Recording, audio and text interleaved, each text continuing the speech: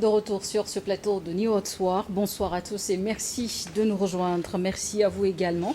Innocent Pato d'avoir accepté notre invitation. Vous êtes journaliste et analyste politique.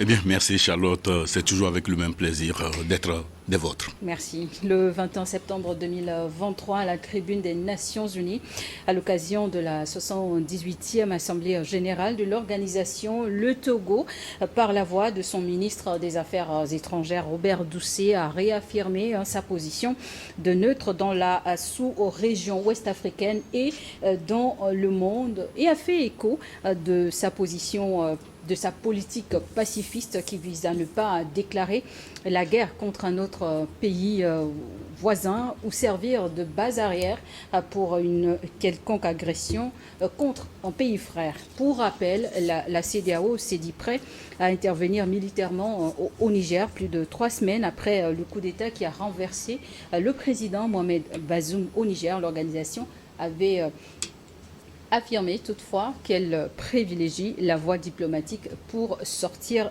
de la crise. Et c'est en ce moment-là, Innocent Pato, que sont nées les divisions internes avec des positions diverses au sein de la communauté économique des États de l'Afrique de l'Ouest. Oui, justement, Charlotte, on avait d'un côté ceux-là qui étaient partants pour remettre Bazoum en selle par la force, et de l'autre, le camp dans lequel se situe le Togo, qui était pour une voie de dialogue, qu'il fallait procéder par la diplomatie, négocier et voir quelle solution apporter pour le peuple nigérien. Mais on a constaté que ceux-là qui étaient pour la force avaient fait beaucoup de boucans, c'était même aller loin. En mobilisant des troupes, on a constaté des mouvements de troupes par-ci, par-là, ce qui a dû radicaliser certaines positions. Parce que vous ne pouvez pas prétendre venir me gifler et au même moment dire que vous allez discuter avec moi. Du moment où vous optez pour la guerre, alors l'autre camp se disait, ok, nous sommes prêts pour la guerre. Ce qui a donné même une évolution par la suite. Vous avez dû constater que, entre-temps, les Nations Unies, ayant constaté que le peuple nigérien souffrait, avaient souhaité même qu'on ait des couloirs humanitaires. Et le Bénin, voulant suivre un peu les pas du Togo, a opté à ouvrir un peu le robinet. Mais le Niger a dit, mais non, vous n'êtes pas les bienvenus parce que on ne sait pas ce qu'il y a derrière. Et parallèlement, vous avez un lot de une queue de voitures contenant des vivres et de produits de première nécessité qui sont bloqués, mais au même moment on nous dit qu'il y a des véhicules humanitaires. À ces véhicules-là, on veut ouvrir les frontières. Ça prête à confusion un peu. Voilà un peu le décor. Alors justement, dans son discours, le diplomate togolais a déclaré depuis 1960, depuis son indépendance, le Togo n'a jamais déclaré la guerre à un pays voisin. En tout cas, le Togo est un pays de paix et a toujours prôné le dialogue. Plus en détail, je vous invite à suivre le résumé du discours du ministre des Affaires étrangères du Togo à la tribune des Nations Unies, en élément réalisé par la rédaction de Niwa d'Info. Et on revient juste derrière. Le Togo ne pouvait pas choisir une meilleure occasion que celle de la 78e session de l'AG des Nations Unies pour faire allusion à l'intervention militaire que la CEDEAO envisage au Niger contre le nouveau pouvoir issu d'un coup d'État. Nous appelons à la désescalade et à la cessation des hostilités dans les différents foyers de tension dans le monde et en particulier en Afrique de l'Ouest. L'Afrique a trop souffert de la guerre et un minimum de sens de responsabilité doit nous convaincre à investir dans la prévention et la résolution pacifique des conflits. Le Togo réaffirme également ici son adhésion à la réforme au Conseil de sécurité des Nations Unies qui devrait permettre aux pays du Sud d'avoir une représentativité permanente aux côtés des 5 puissances mondiales que sont la Chine, les États-Unis d'Amérique, la Russie, la France et le Royaume-Uni. Le Conseil de sécurité ne peut plus demeurer une simple affaire des vainqueurs et leurs alliés du deuxième conflit mondial. Rien ne peut plus justifier le maintien du statu quo. Les partenaires en développement de l'Afrique n'ont pas échappé à la mise en garde du ministre togolais, ayant été sommés de changer d'attitude face aux nouvelles orientations du continent. Le temps où d'autres entités prétendaient parler au nom d'une Afrique qu'elles n'écoutent même pas ici, aux Nations Unies et sur la scène internationale, est révolu. Dénonçant un paternalisme des grandes puissances occidentales, le Togo a aussi lancé un appel au panafricanisme des nations du continent pour mieux faire face aux actuels défis sécuritaires mais aussi économiques et sociaux. Et de retour sur ce plateau, Innocent Pato, vos impressions de ce discours en intégralité qui avait duré 35 minutes? Oui, avant de revenir sur ce discours, je m'en voudrais de ne pas souhaiter une bonne rentrée des classes aux élèves togolais qui ont repris le chemin des cours ce matin. Venant au discours, il est beau ce discours, il est dense et long, 35 minutes à la tribune des Nations Unies.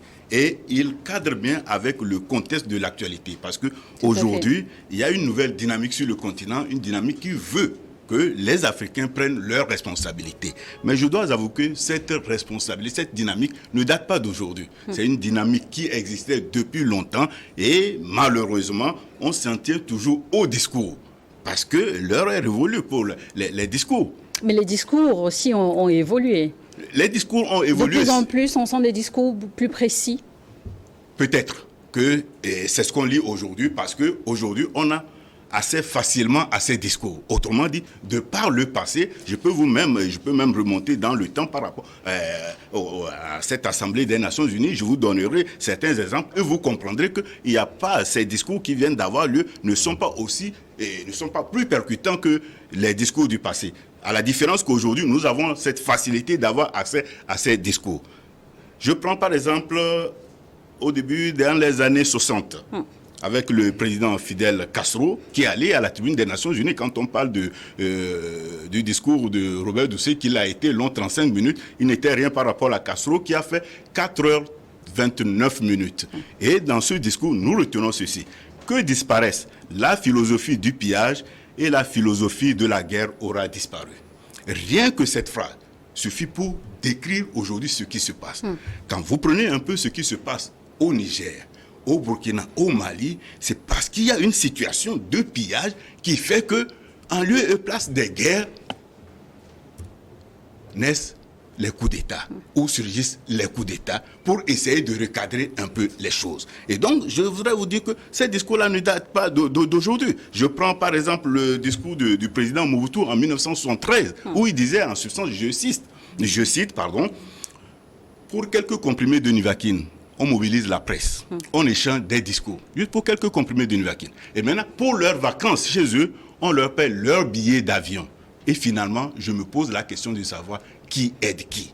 Donc, vous voyez déjà ce discours à la tribune des Nations Unies en 1973. Et j'ai eu la chance même d'ailleurs de poser la question à M. Gazarian, qui est un de doyen qui existait aux Nations Unies, à la naissance des Nations Unies en 1945, que j'ai eu la chance de rencontrer. Je lui ai demandé quel était l'état d'esprit de l'Assemblée générale au discours de Mobutu. Il dit que c'était une bombe.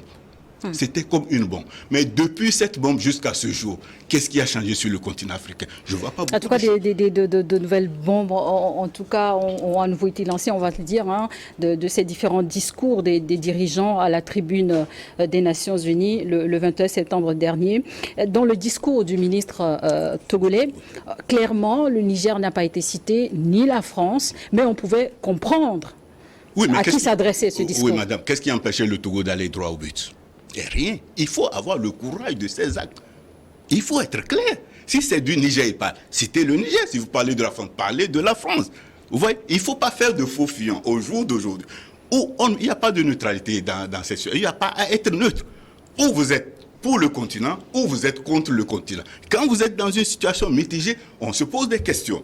Le discours, par exemple, du professeur Doucet, il est beau, il est ferme. Il est ferme. Mais il va où, ce discours? Il nous donne quoi? C'est vrai, on applaudit, on est contre certaines pratiques passéistes et autres, mais quel est le plan que nous avons nous-mêmes au niveau du continent africain? Je ne vois pas. L'idéal aurait été que peut-être avant ce sommet, au niveau de la CEDEAO par exemple, qu'on se réunisse, qu'on discute un peu d'une conduite à tenir. Par exemple, quand on prend cette question du Conseil de sécurité dont il a fait cas dans son discours. Oui, le continent qui réclame un siège permanent aux côtés des 5 puissances. En 2009, le président Kadhafi avait condamné le Conseil de sécurité et qu'il a baptisé Conseil pour le terrorisme. Vous voyez, déjà à cette époque, il avait déjà condamné le Conseil de sécurité et il était même contre la Charte des Nations Unies. Et dans son discours, à la fin, il a jeté une Charte des Nations Unies au sol, comme pour dire, écoutez, c'est de la merde cette histoire. Et donc vous voyez que depuis cette époque à ce jour, je ne vois pas de grands changements. Mais aujourd'hui, si nous sommes déterminés à faire changer les choses, il faut que les actes suivent concrètement. Et quel est l'acte derrière le discours du président, du ministre Doucet, peut-être qu'il deviendra président par après, je ne sais pas, mais quel est l'acte derrière, ou bien quelle est la préparation que nous avons? Vous avez vu le ministre Doucet aux Nations Unies, il était dans quelle tenue? Il était en veste. La veste, ça appartient à quel continent? En même temps, ça pouvait aussi être d'une marque africaine, hein. Mais des réunions... Et c'est l'exemple-là que le Burkina a donné, c'est l'exemple-là que le Mali a donné. Vous voyez, aujourd'hui, à la fin, il y a une partie qui est très, très intéressante dans ce discours où il dit « nous sommes fatigués ». On va en venir. On va en venir. Okay. D'abord, tout au début, est-ce que, selon vous, hein, le discours du ministre montre à tous que la CEDEAO n'a jamais abandonné l'idée d'intervenir? Est-ce que c'est toujours d'actualité? Oui, mais en fait, quand on lit le discours, c'est comme s'il y a encore l'épée de Damoclès qui prend au-dessus du Niger. Mais en toute franchise, les choses ont évolué. Et les choses ont évolué dans la mesure où il n'y a pas plus qu'hier où le président français, Macron, a fini par reconnaître qu'il faut... Justement, est-ce que ce sont là les impacts directs? Parce que le Premier ministre malien a aussi prononcé un discours très ferme, oui, et aussi au nom de son voisin, le Niger. Est-ce que justement cette décision de la France finalement d'accepter le départ de son ambassadeur, mais aussi le déploiement de ses soldats, c'est ça une des conséquences directes? Ça fait suite à des discours prononcés aux Nations Unies. Je peux dire oui. Mais au-delà de ces discours, il faut être réaliste. C'est qu'à un moment donné, le président français a compris qu'il ne pouvait rien. Il était dans une situation insolite. Parce que ce qui se passe, c'est une violation du droit international. Et ça ne s'enseigne nulle part. Et ça fera un précédent. Et donc, je crois qu'il y a peut-être ces discours auxquels il s'attendait. Peut-être c'est l'une des raisons pour lesquelles il n'a pas fait le déplacement de New York. Le président Macron n'était pas à New York. Il savait ce qu'il attendait là-bas. Oui. Donc, pour ne pas écouter en direct ce que les pays africains, certains pays africains vont dire, peut-être il s'est abstenu d'aller là-bas. Et il y a le contenu de ces discours et l'actualité qui a fait qu'il a dû changer de position. Au-delà des dénonciations, aux côtés de plaidoiries, le ministre Doucet, dans son discours, a aussi tenté de mettre l'Afrique ou sinon les Africains face à leur réalité, évoquant des maux dont souffre l'Afrique. Ce sont, entre autres, selon lui, une vulnérabilité due à un faible niveau de développement, une vulnérabilité face aux crises sanitaires, économiques, le changement climatique, la désinformation, les conflits armés, le terrorisme. Ça fait beaucoup pour un continent tout seul. Oui, beaucoup. Mais ce sont là aussi les réalités. C'est des réalités. Et venant de M. Doucet, l'histoire où la nature a fait que c'est lui qui a eu cette chance de porter cette responsabilité, ça fait sourire. Ces dernières années, le ministre a été de toute façon, ça fait sourire. Hein. Et oui. Pourquoi, permettez que j'aille un peu au-devant, Robert Doucet est l'auteur d'un ouvrage, L'Afrique malade de ses dirigeants. Oui. Et donc, déjà en posant le diagnostic, il a quelques approches, oui, lesquelles approches, personnellement, je ne trouve pas. Et l'idéal aurait voulu que de ces approches sortent du Togo. Et le Togo, en allant aux Nations Unies, dans ce discours, voilà la situation. Mais à partir de maintenant, voilà ce que nous faisons. Mais il y a des actes qui font que c'est comme si l'Afrique est dans un dualisme. Nous voulons une chose et son contraire à la fois. Parce qu'au même moment où nous disons que nous exprimons notre ras-le-bol devant les Nations Unies, qu'est-ce que nous faisons ? Nous sommes un pays francophone. Mais pour leur prouver que nous sommes encore mieux que francophones, on va en anglais. Vous voyez un peu. Donc, nous avons le français, nous sommes encore à l'aise en anglais. Et pire, le Togo, cette année, au lieu d'enseigner le Peul, la langue Peul, ou le Haoussa, qui est une langue commune à beaucoup de pays africains, on dit c'est l'anglais qu'on va commencer par enseigner dans nos écoles. En même temps, l'anglais, c'est une nécessité linguistique pour ne pas être aussi coupé du monde. Vous voyez la portée que quelle langue je viens de citer tout à l'heure là. Vous avez parlé d'Aoussa, voilà, vous voyez, on a le je ne sais pas si vous mesurez un peu la portée du Haoussa ou du Swahili par exemple. C'est des langues qui se passent partout sur le continent africain. Pourquoi ne pas valoriser ces langues et en faire des langues de commerce, les langues de business, comme l'anglais l'est aujourd'hui? Ouais, l'Afrique, c'est comme on se trouve en une situation où on veut réellement une chose et son contraire à la fois. Nous sommes fatigués peut-être de nos partenaires, mais nous n'avons aucun schéma de sortie. Nous crions, c'est beau de crier, mais qu'est-ce que nous avons comme plan de sortie? Qu'est-ce que nous avons comme force en interne? Point d'interrogation. Aujourd'hui, allez voir le nombre de jeunes qui sont prêts à partir en Occident. Vous connaissez le nombre d'élèves qu'il y a dans les écoles françaises au Togo? Ils sont nombreux. Et ces élèves-là, ce n'est pas les enfants de n'importe qui, c'est les enfants de nos décideurs. Donc, finalement, qu'est-ce que nous sommes en train de faire? Est-ce que nous disons réellement ce que nous ressentons? C'est vrai qu'on dit que la parole, c'est le verbe, mais la parole que nous sortons de nos bouches, est-ce qu'elle est réellement sincère? Je me pose la question. Le Togo a joué un rôle important dans le règlement des crises, entre autres au Mali, entre le Mali et la Côte d'Ivoire. Le pays a été cité au Soudan, au Niger. Et qu'est-ce qu'on attend du président Faure Gnassingbé et de son pays? On attend beaucoup du président Faure Gnassingbé. Et je l'ai dit dans un de mes articles où je m'amusais à dire que les hommes sont finis.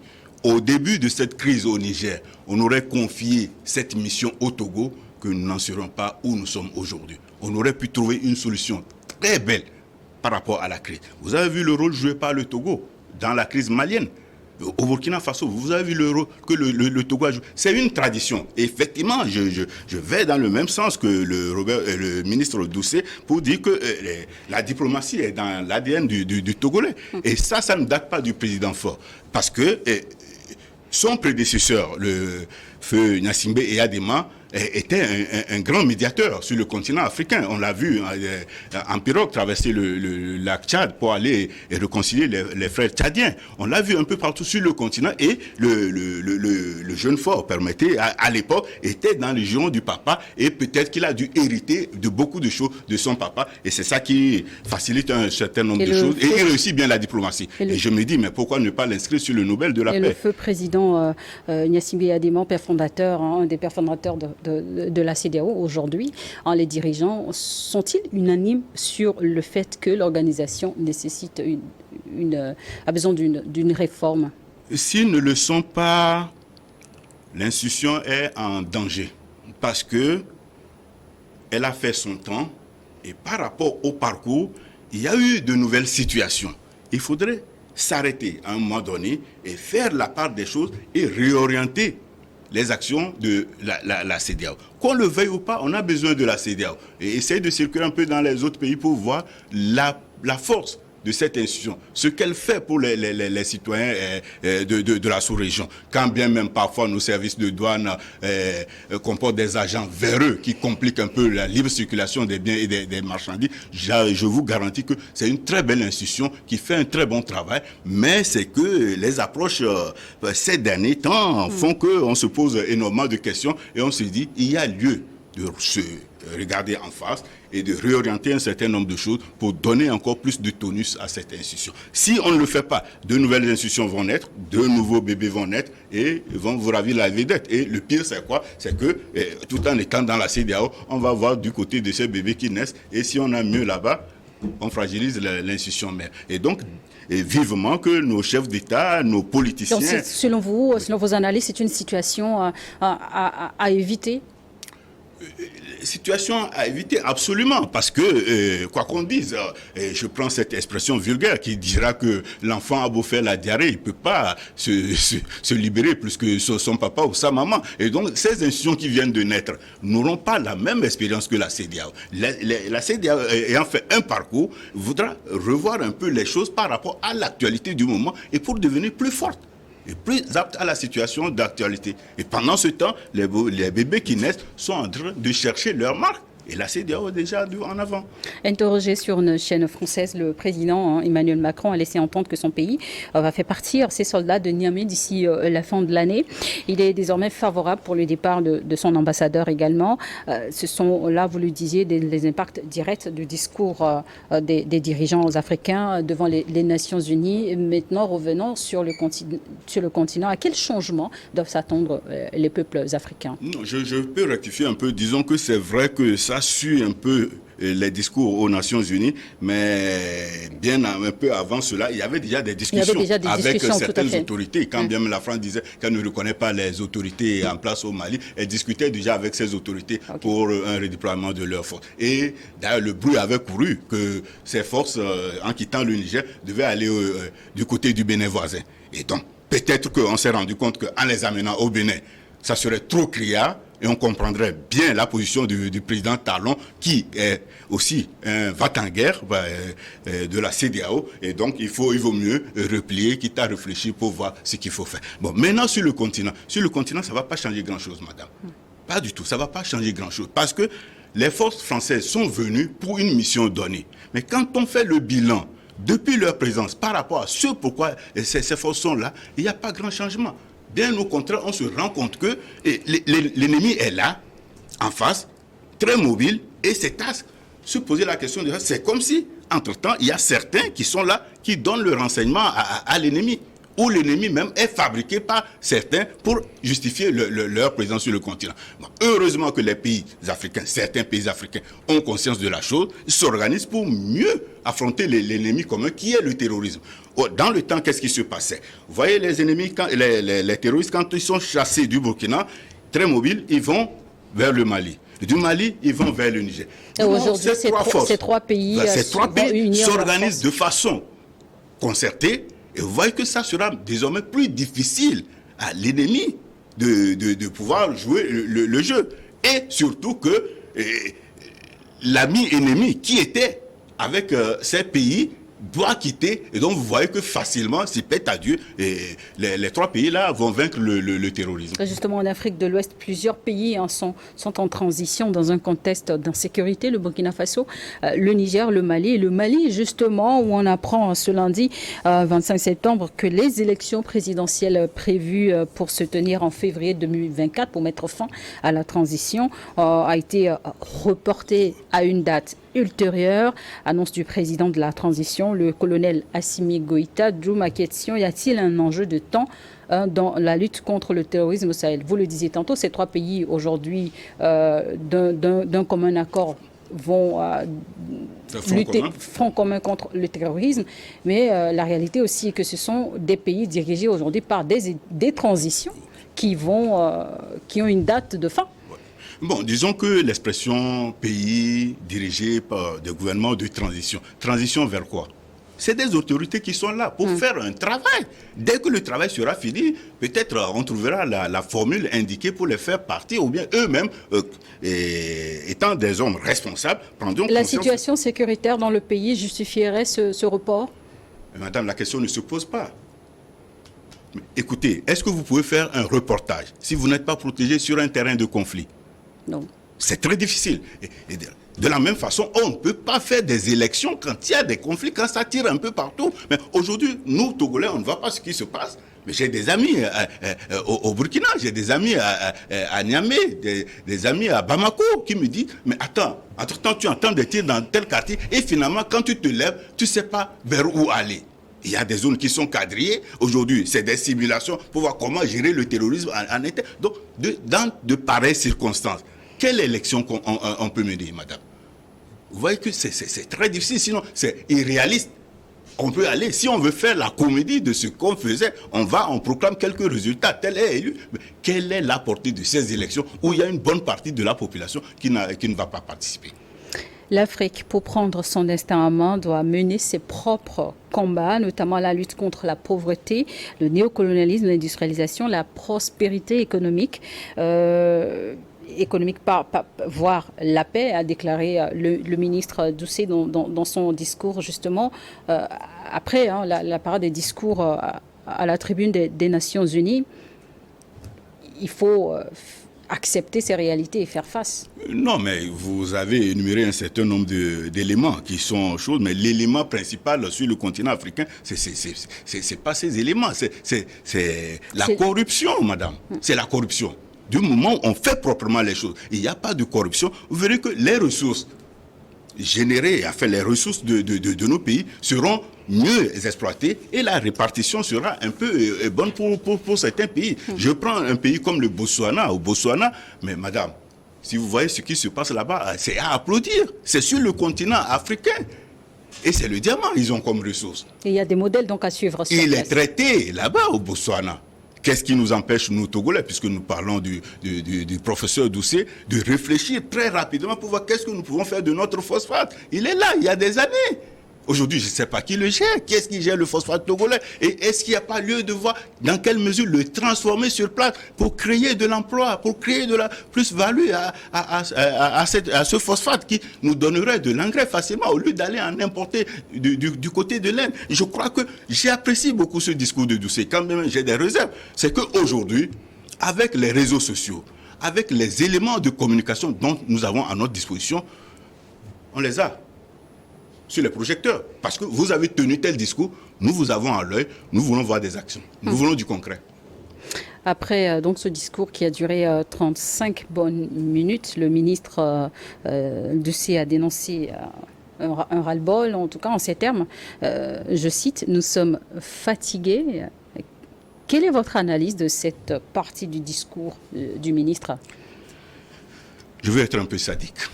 Cette partie du discours m'a l'air d'un jeune garçon devant son maître qui effectivement est fatigué, faute de moyens, dit « je suis fatigué ». Je ne sais pas si vous me comprenez un peu. Et oui, il se devait d'être fatigué. Parce que ce sont 3 ans après l'indépendance. Oui, parce que ce sont 3 ans après les indépendances. Le continent lui-même, il n'a rien fait de sérieux. Sur le continent africain, il n'y a que quelques pays qui ont bougé. Mais pour beaucoup de pays, on ne sent pas l'indépendance. On ne sent pas l'indépendance. Et aujourd'hui, c'est ça aussi le paradoxe de ce discours. Parce que dans 2 jours, dans quelques jours, vous allez voir ces tels partenaires venus de tel pays, on signe encore des papiers qui ne sont pas connus même du public. C'est quand il y a problème qu'on dira, on dira que on a renoncé à tel accord, mais quand on le signait, personne ne savait le contenu. Et d'où aussi cet élément de transparence dans la gestion de la cité. Parce que, comme le disait Hillary Clinton, le soleil est le meilleur des désinfectants. Quand c'est connu de tous, c'est clair et on évolue ensemble. Innocent Pato, vous êtes journaliste et analyste politique. Merci d'avoir accepté notre invitation. Merci à vous également de nous avoir suivis. La suite des programmes, c'est tout de suite sur Néo d'Info 1.